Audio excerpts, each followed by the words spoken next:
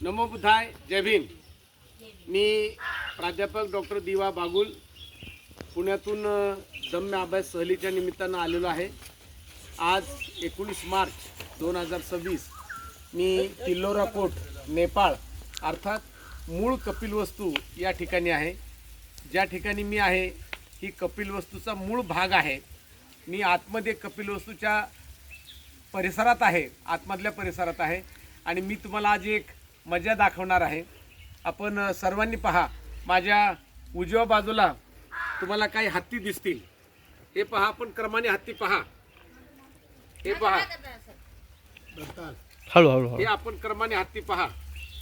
सगळ्यात छोटा हत्ती, छोटा हत्ती, सगळ्यात विशेष म्हणजे हे सगळ्यात छोटे हत्ती आपण पाहू शकता। हे सगळ्यात छोटे हत्ती आहेत। हे छोटे हत्ती, हा जरा मोठा हत्ती आहे। या इकडे मी तुम्हाला अजून हत्ती दाखवतो। माझ्या या बाजूला बघा, तुम्हाला पुष्कळ हत्ती, या बाजूला बघा कितीतरी हत्ती लागतील। हे सगळे हत्ती आहेत। मी तुम्हाला माझ्या डाव्या बाजूला पण काही हत्ती दाखवतो। आपण इकडे कॅमेरा करा, या बाजूला हत्ती बघा आणि इकडे इतके हत्ती आहेत, इतके हत्ती आहेत, प्रचंड आणि पुष्कळ हत्ती आहेत। हे पहा, हे पहा, इकडे एवढे हत्ती आहेत, याची गणती करता येत नाही।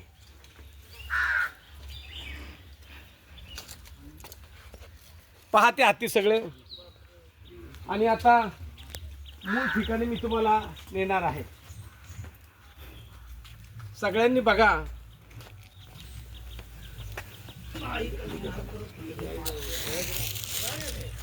सगळ्यांनी बघा, माझ्या पाठीमागच्या बाजूला तुम्हाला देवीचं मंदिर दिसतंय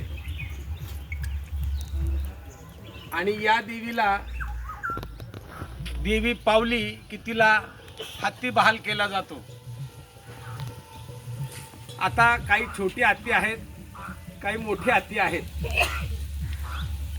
ज्याची ज्याची जशी ऐपत असेल तसा तशा पद्धतीने हत्ती या देवीला अर्पण केला जातो। आता तुम्ही म्हणाल की या ठिकाणी या कपिलवस्तू नगरीमध्ये देवी कशी आहे, तर तुमच्या माहितीसाठी सांगतो। मी जर तुम्हाला आतापर्यंत सांगितला, हा तुम्हाला अंधश्रद्धेचा भाग वाटला असेल आणि ते सत्य आहे, ही अंधश्रद्धाच आहे। कपिलवस्तू नगरीतील राजा शुद्धोधन आणि महामाया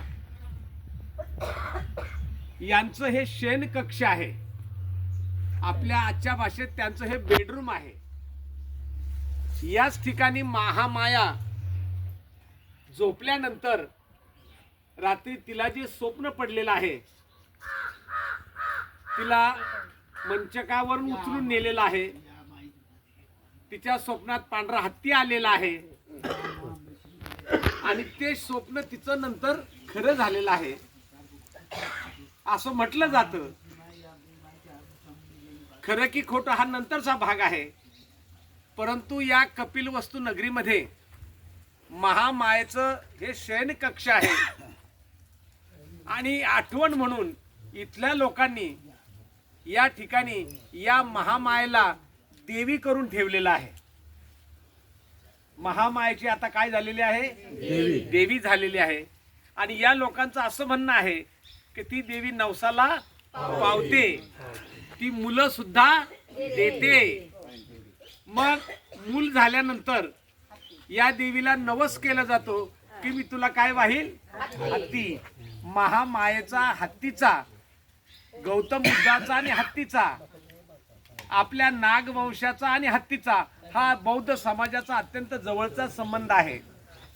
म्हणून या ठिकाणी अंधश्रद्धेच्या नावाखाली अत्यंत वाईट प्रकार या ठिकाणी चालतो आहे।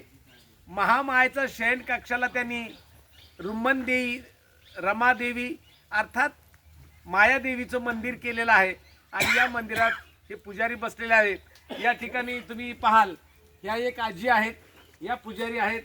या ठिकाणी ये बाबा है, अपना नाम बताओ। हमारा नाम साधु। इनका नाम साधु है। साधु है, हीरो है पहले। क्या है? हीरा। हीरा, ये हीरा है, हीरा है। और आप यहाँ के पुजारी है क्या साधु बाबा? आप यहाँ के सेवा करी थन। आप पुजारी है ना? सेवा करी थन। हाँ, सेवा करी। क्या? आशीर्वाद। आशीर्वाद। और इस देवी का नाम क्या है? ये आज परंपरा का माया देवी आज नवा निर्माण में शमे माई। हा, पूर्वीच्या काळची माया देवी आणि आता तिला म्हणतात शमी देवी। या ठिकाणी ह्या आजी या कित्येक वर्षापासून मी पाहतो या ठिकाणी त्या नगारा वाजवत आहेत।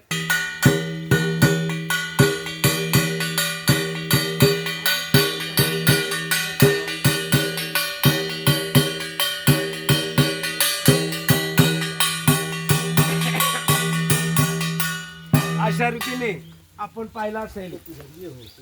मी आता तुम्हाला या मंदिरामध्ये घेऊन जात आहे।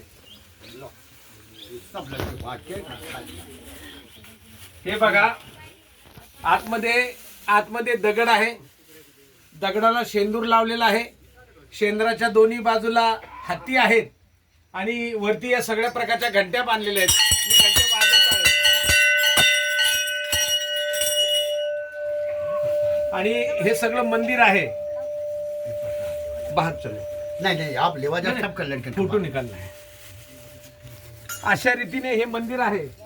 या मंदिरातील पुजाऱ्यांना असं वाटले की भारतातून आलेल्या या लोकांना प्रसाद द्यावा म्हणून त्यांनी माझ्यासाठी प्रसाद आणलेला आहे। सबको बांट देता हूं, सबको। यांनी प्रसाद आणलेला आहे आणि तो प्रसाद अर्थातच ग्रेप्स, द्राक्षाचा आहे।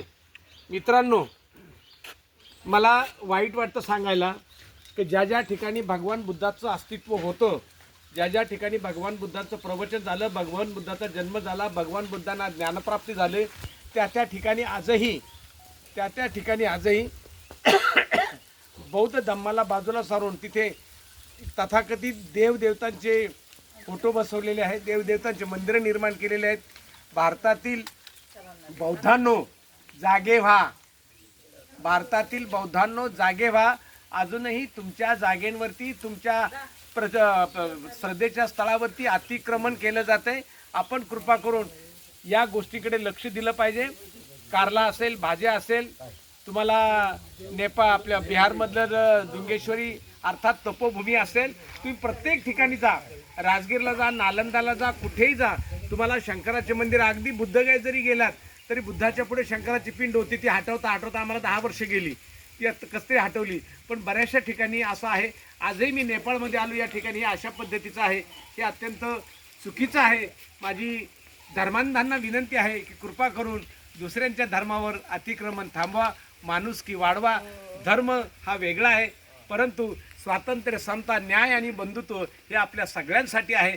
ते या संविधानानं आपल्याला दिलेलं आहे, ते सगळ्यांनी पाळावं हीच इच्छा आहे। नमो बुद्धाय, जय भीम। लड़के आशीर्वाद आशीर्वाद आशीर्वाद के पालन किया लड़के। घ्या लो सगळ्यांनी घ्या, सगळ्यांनी घ्या, सगळ्यांना दे।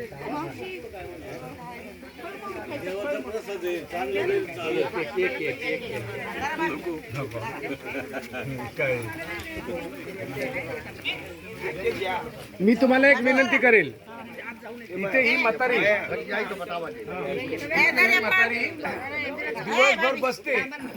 दिवसभर बसते, वाजवत बसते आणि त्याच्या नावाकडे तिला 4 पैसे मिळतात, त्याच्यावर तिचे 3-4 नातू आहेत, ती आहे, त्याच्यावर ते जगतात। आपण 2 रुपये यांना द्यायला काही हरकत नाही आपल्या कष्टाची। भगवान गौतम बुद्ध